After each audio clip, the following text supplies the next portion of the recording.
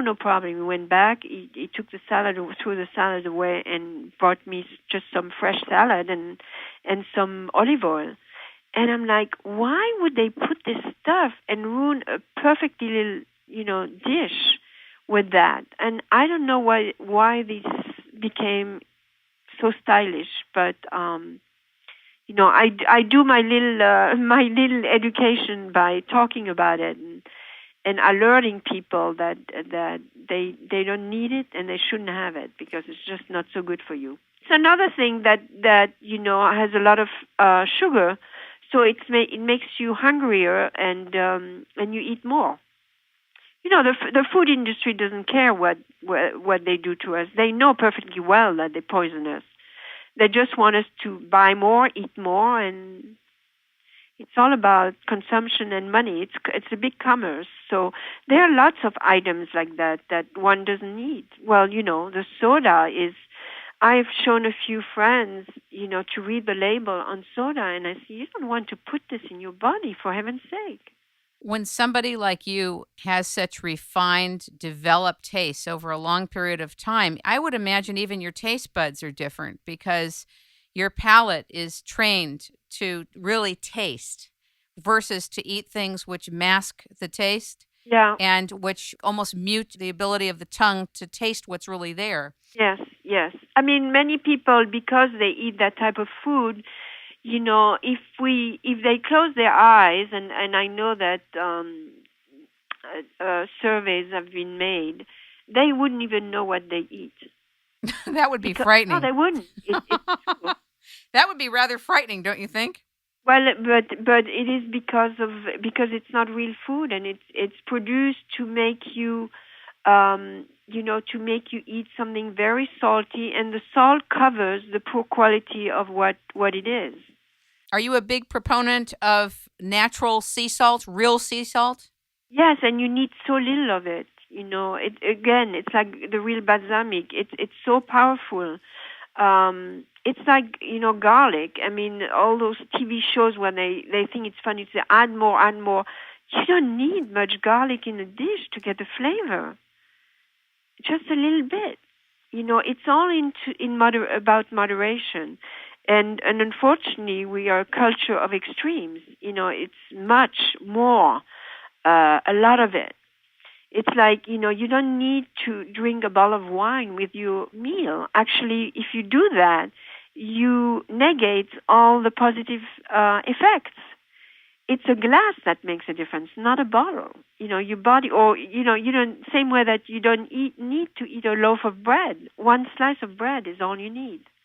So it's teaching the art of moderation to people, which is a whole huge education challenge, because again, it's what they see on TV, it's what they see in movies, it's what the food industry has promoted. I mean, look at today if you want to go and buy a muffin. Near my home in New York, there's a gym, and it always makes me laugh when I walk by in the morning. So these people have just spent 1 hour in the treadmill. Oh, how horrible. On this machine. And then they go to this coffee shop and eat a muffin that is about 6 ounces. Now, 6 ounces, that's like 6 slices of bread, except, good bread would be much better, because in that muffin you have some kind of lots of fat, lots of sugar, who knows what else. And I'm like, this doesn't make sense. And who needs to eat such a huge muffin? And, I was showing that to a friend, and she said, my mother used to bake muffin in New England, and they were about a third of the size of this. And so basically in the last 20 years, the food industry has managed to convince people that a portion is 3 times a portion. And so we need to go backwards. And then there's so much waste. What about those croissants, those French croissants? Well, those croissants too, people have a funny way of, they think French people eat croissant every morning. I don't know any of my French friends who eat croissant every morning. Croissant is like a special treat, maybe on the weekend, maybe, a couple of times a week, but not more. and it's one croissant, and we eat it sitting down. It's our breakfast. And first, croissant in France weigh much less. I mean, croissant in America are huge, huge. Again, the portion. And now in France, they even make all those mini croissants, which are great. They weigh about 1 ounce. And that's really what you need. It's one slice of bread. And they're wonderful, but it's butter and it's all carb, and you don't need it every day. So try to balance it. There's nothing more boring than eating the same stuff every day. So eat a yogurt one day, an egg another day, a croissant one day, but eat one and eat it slowly and really take pleasure of it. When I was interviewed on Oprah, she was telling how she loves to go to Paris and eat croissant, and she said, "Oh, you're telling me about portion. I could eat 6."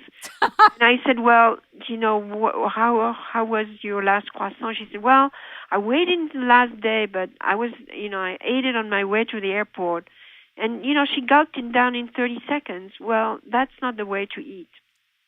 You see, that's not pleasure." I'll bet she is having pleasure on other levels. Something about what she's doing is right, but maybe you can teach her how to eat a croissant. Are you doing seminars at all in Provence? No, I have done a few lectures, the last summer through friends who have art exhibitions and invite people. But no, I'm working on some projects, but not there. Anything you can share with us? What you're working on right now? Well, not quite. Okay. I will when it's in the pipeline. Yeah. I'm doing something with Japan, because Japan in many ways is a culture, at least as far as food is concerned, very, very close to the French culture. And so I will be doing something with Japan next year. And I might be doing something between France and England for something French that I like a lot.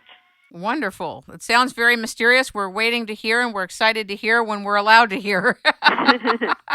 2 last things. The sweet almonds that you had in Greece that you went crazy for. Yes. You know what they're doing to almonds in the United States? They're pasteurizing them. It's terrible. I know. And, in Provence, my guest, we have the harvest of almonds, and many you can just, pick them up along the streets, along the roads, fresh almonds. And I had many, many people from the U.S., from England, from Italy, who had never tasted fresh almonds, who did last summer. And it was a wow moment. Because the almond, when it's fresh, it's in that green shell, and it doesn't have the brown shell yet. And it's so sweet and so incredible. And, there's a great French chef, Alain Ducasse, who makes a little vegetable broth with some fresh vegetables in it. And when those fresh almonds are in season, because he has a couple restaurants in Provence, put a few fresh almond in there. And if you have that dish, you just, tasting a fresh almond is like an incredible experience. You've been all over the world, haven't you? Not quite, but I've been lucky to go to quite a few places. Quite a few places. And you said your favorite yogurt dish was in Crete. Yes. Can you teach us how to do that dish? Yes, actually, I have a recipe in my book. Yogurt is actually very, very, like ricotta, very easy and inexpensive to make, because to make yogurt, all you need is a quart of milk and some culture, or you can take a tablespoon of a very good plain yogurt.